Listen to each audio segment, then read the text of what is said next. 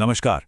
आज हम बात करने जा रहे हैं एक बहुत बड़े भर्ती अफसर के बारे में जो सीधे सेंट्रल रिजर्व पुलिस फोर्स यानी सीआरपीएफ की तरफ से आया है।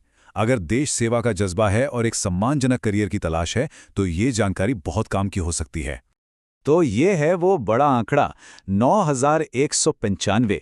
जी हाँ, सीआरपीएफ ने कांस्टेबल, ट्रेड्समैन और टेक्निकल पदों के लिए लगभग 9200 वैकेंसीज की घोषणा की है। ये उन हजारों युवाओं के लिए एक सुनहरा मौका है जो एक स्थिर और प्रतिष्ठित सरकारी नौकरी चाहते हैं।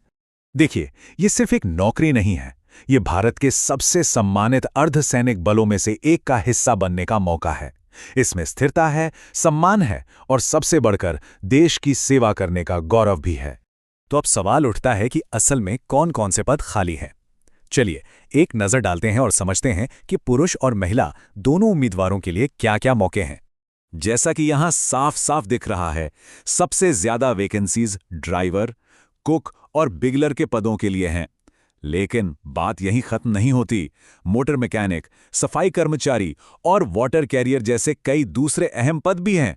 मतलब अलग अलग स्किल्स वाले लोगों के लिए यहां काफी अवसर मौजूद हैं। चलिए अब आते हैं सबसे जरूरी हिस्से पर, यानी एलिजिबिलिटी पर। क्या यह भर्ती किसी के लिए सही है? आइए उन मुख्य शर्तों पर एक नजर डालते हैं जिन्हें पूरा करना जरूरी होगा। देखिए, पात्रता को हम 3 मुख्य हिस्सों में बांट सकते हैं: उम्र, पढ़ाई लिखाई यानी शैक्षणिक योग्यता और शारीरिक मानक। ये तीनों ही चीजें ये पक्का करने के लिए जरूरी है कि उम्मीदवार इस नौकरी की चुनौतियों के लिए पूरी तरह से तैयार हों। तो सबसे पहले उम्र की बात करते हैं। यहां एक चीज पर ध्यान देना जरूरी है। ड्राइवर के पद के लिए उम्र सीमा 21 से 27 साल है, जबकि बाकी सभी पदों के लिए ये 18 से 23 साल है। जाहिर है, अलग अलग भूमिकाओं के लिए अनुभव और परिपक्वता की जरूरत भी अलग अलग होती है। अब अगर पढ़ाई लिखाई की बात करें तो कम से कम 10वीं पास होना तो जरूरी है ही। लेकिन हाँ, कुछ खास भूमिकाओं के लिए, जैसे ड्राइवर के लिए वैलिड लाइसेंस या फिर मोटर मैकेनिक के लिए आईटीआई सर्टिफिकेट जैसी अतिरिक्त योग्यताएं भी चाहिए होंगी। सीआरपीएफ में सिलेक्शन के लिए फिजिकल स्टैंडर्ड्स एक बहुत ही अहम हिस्सा हैं, क्योंकि ये नौकरी शारीरिक तौर पर काफी मेहनत वाली है।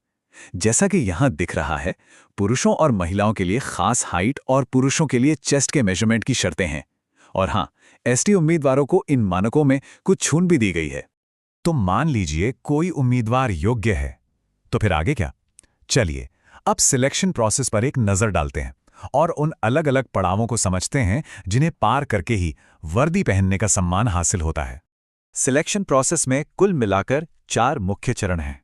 शुरुआत होती है एक कंप्यूटर बेस्ड टेस्ट यानी सीबीटी से। इसके बाद होते हैं फिजिकल एफिशिएंसी और स्टैंडर्ड टेस्ट यानी पीईटी और पीएसटी। जो उम्मीदवार इसमें सफल होते हैं उन्हें फिर डॉक्यूमेंट वेरिफिकेशन और आखिर में एक डिटेल्ड मेडिकल एग्जामिनेशन से गुजरना होता है।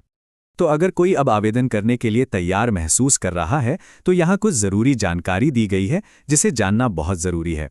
आइए अब ज़रा ज़रूरी तारीखों और एप्लीकेशन फ़ीस पर एक नज़र डाल लेते हैं।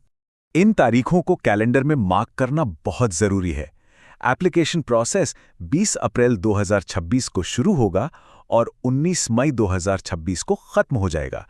तो इस बात का ध्यान रखना होगा कि डेडलाइन मिस ना हो। अब आते हैं एप्लीकेशन फ़ीस पर। जनरल, ओबीसी और ईडब्ल्यूएस उम्मीदवारों के लिए ये सिर्फ 100 रुपये है। और अच्छी खबर यह है कि एससी, एसटी और सभी महिला उम्मीदवारों को कोई भी फीस नहीं देनी है। उनके लिए ये फॉर्म बिल्कुल फ्री है। तो अब सारी जरूरी जानकारी सामने है। अगला कदम उठाने की बारी है।